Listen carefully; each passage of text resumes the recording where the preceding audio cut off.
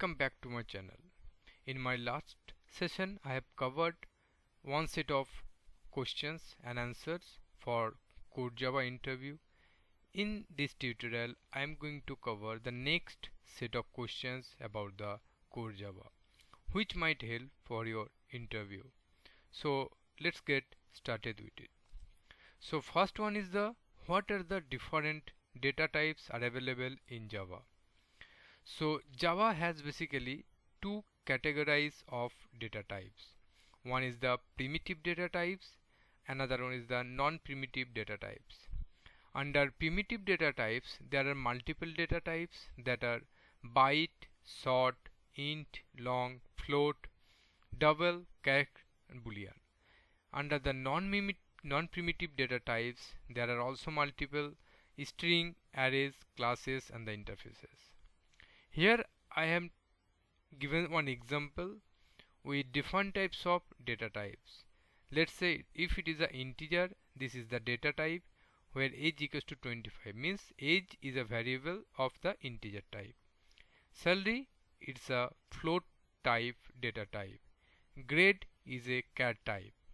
Is Java fun, that is a boolean type of data type. And the last one is the string name. So these are the different data types we can declare in Java.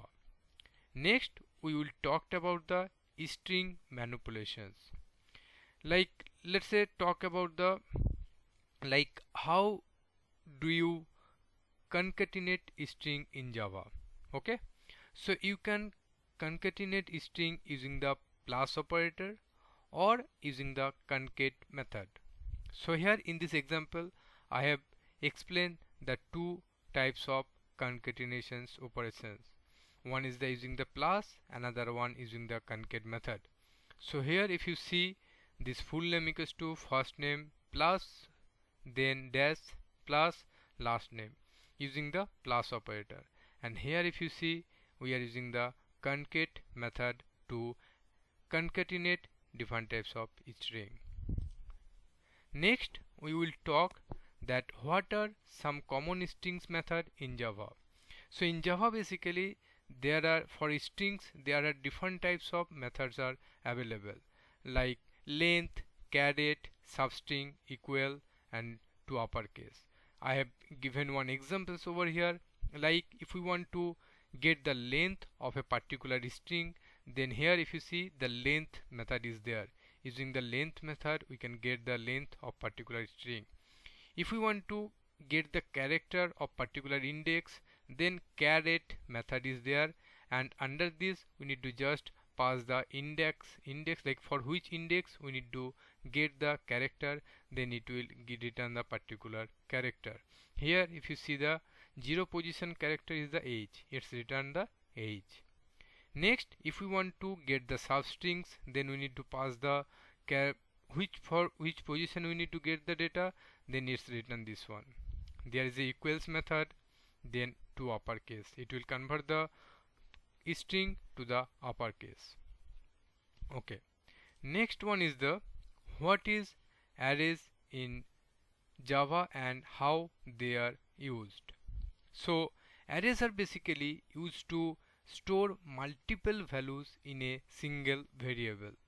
They are fixed in size and can store element of same data type. Let one give example. Let's say there is an integer, the array type is the integer. Okay, so here if you see we are keeping the variable 1, 2, 3, 4, 5. So all the numbers are in a integer, means here as is this particular array is an integer, so here we are not able to store the string type data type. In the next one, the string array names equals to, it's a John, Jane, Jack. So this is a string. Now if we want to get the output, so if you see in the next we are printing those output over here using the sysout. Okay, next we will talk about the questions from the control flow statement. In Java basically there are different types of control flow statement, like conditional statement like if, else, switch. In case of the looping statement there is a for, while, do while. For branching statement, there is a break, continue and return. So for if else statement, like if we want to put some kind of conditions, like if age is greater than or equals to 18, then we can print something. If not, then we are going to print something. For the for loop, we can write in this way: for loop int I equals to 0, I less than some values, then I plus plus, so it will iterate on the time. This 5 times it will iterate, and this is the switch statement. Okay. Next, we will cover some questions from the collection framework. Like, let's say, what is collection framework? So the collection framework provides a set of interface and classes to store and manipulate groups of data as a single unit. The key interfaces include list, set and the map. So list, if you see the list example, so here we are putting 2 records and finally we are getting the 0 element from the particular list. So it will print the data as John. Now the set actually duplicate not allowed. So we are trying to put some duplicate record, but still if we want to get the size, it will return the 2 as a size of the particular set. Then map, here map we are putting the key and value pair. Now using the key we can get the value. Okay. Now we will talk about the multi-threading. So the multi-threading in a Java, actually it's a feature that allow us to concurrent execution of 2 or more threads for maximum utilization of CPU.